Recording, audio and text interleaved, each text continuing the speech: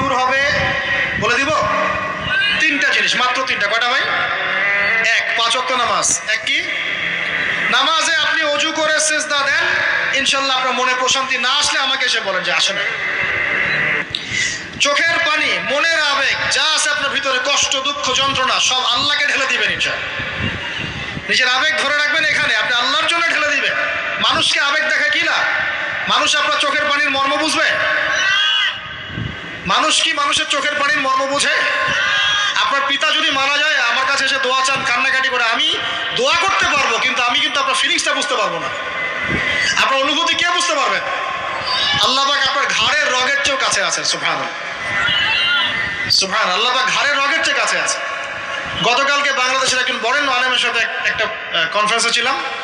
উনি বলছিলেন যে এক ব্যক্তি, এটা শোনেন, এক ব্যক্তি খুব তার শখ যে তিনি সাহাবীদের মতো নামাজ পড়া শিখবেন। কথা বুঝতে পারছেন? সাহাবীদের মতো নামাজ শিখবেন। তো একজন বরেণ্য আলেমের কাছে এসেছেন, এসে বলছেন যে আমাকে সাহাবীদের মতো নামাজ শিখিয়ে দেন। তখন সেই আলেম আরেকজন আলেমের সন্ধান দিয়েছেন যে তুমি তার কাছে যাও, তিনি শেখাবেন। তো সেই ব্যক্তি একটু অবাক হয়েছেন, কারণ যাকে প্রশ্ন করেছিলেন তিনি অনেক বড় মুহাদ্দিস, আর যার কাছে পাঠানো হচ্ছে তিনি অত বড় মুহাদ্দিস নন, কিন্তু আবেদ, আমল করেন। তাকে গিয়ে বলছেন উনি আমাকে পাঠিয়েছেন সাহাবী বলা নামাজ শিখিয়ে দেন। তখন তিনি বলছেন ঠিক আছে, সুন্দর করে অজু করে আসো, সুন্দর করে অজু করে আসো। অজু করার সময় খালি খেয়াল রাখবা যে আমি অজু করছি শুধু আল্লাহর সন্তুষ্টির জন্য। কি খেয়াল রাখবেন? অজু করছি শুধু আল্লাহকে রাজি খুশি করার জন্য অজু করছে, আর কোনো উদ্দেশ্য নাই আমার।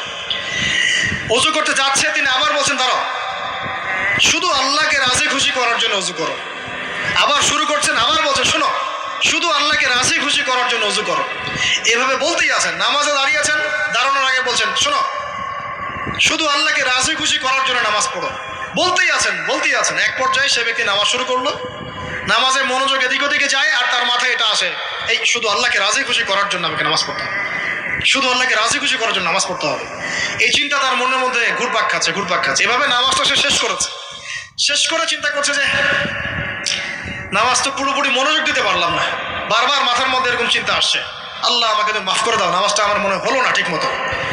তখন সে ফিরে এসে তার সে ওস্তাদকে বলছেন আমার তো নামাজ এরকম করে পড়লাম, কিন্তু শেষমেশ মনে হলো যে নামাজটা হয়তো কবুল হয় নাই, আল্লাহর কাছে খুব মাফ চাইলাম, আল্লাহ আমাকে মাফ করে দাও, নামাজটা মনে হলো না। তখন সেই যে প্রথম ব্যক্তি যিনি পাঠিয়েছেন তিনি বলছেন এটাই হলো সাহাবীওয়ালা নামাজ। তারা আল্লাহকে রাজি খুশি করার জন্য নামাজ পড়তেন, নামাজ শেষ করে আল্লাহর কাছে ইস্তেগফার করতেন, আল্লাহ কিছুই হলো না।